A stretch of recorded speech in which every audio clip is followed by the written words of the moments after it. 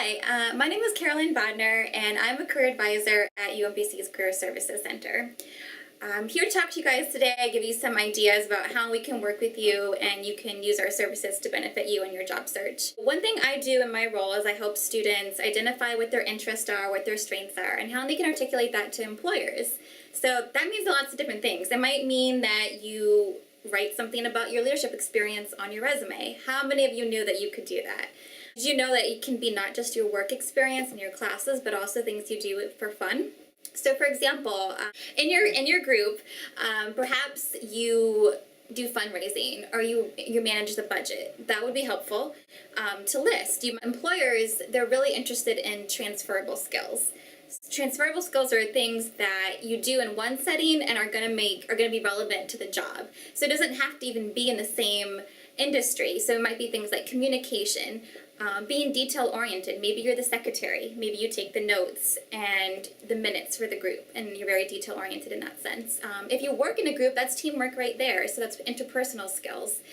Employers, they expect that when you come to them, whether it be for an internship, a part-time job, or a full-time job, that you have some of these things under your belt. And you're going to give examples to support how you have it. So just listing those things isn't enough, but having those concrete examples of times in your group where you did these things is going to be so helpful. A decade ago, you might have seen resumes have an interest section. People would just list things like reading, traveling, cooking, but employers don't really like to see that anymore because that's just a list and it sounds more like a dating profile, right? Pretty lame. But if you said traveling and that gave you international experience working with diverse groups of people, well, hey, that's actually something an employer could use. We want to move towards these concrete good examples that will illuminate for an employer like how you're going to benefit them when you join their team. In addition to resumes, there's that dreaded interview that you have to do. And so these kind of skills are things that you can talk about in your interview. They might ask you, what are your 3 greatest strengths? An example, when you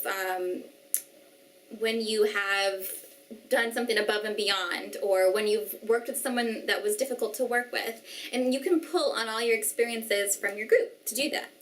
In my office, we help students with their interview skills by doing mock interviews. Practice interviews where one of the counselors pretends to be the employer and you are yourself, and we videotape it so you can play back and see all those nervous tics that you have. And lastly, we also work with groups in that we can do workshops and actually request a workshop. And we have all kinds of different workshops, everything from resume writing, mock interview, getting into grad school, all kinds of different professionalism and career development topics. And you can actually choose one of those and we can come to your group and lead that for you. So again, we can help everyone in the group at the same time instead of individually one-on-one. Working with students, we love meeting as many students as possible and sharing what we're excited about.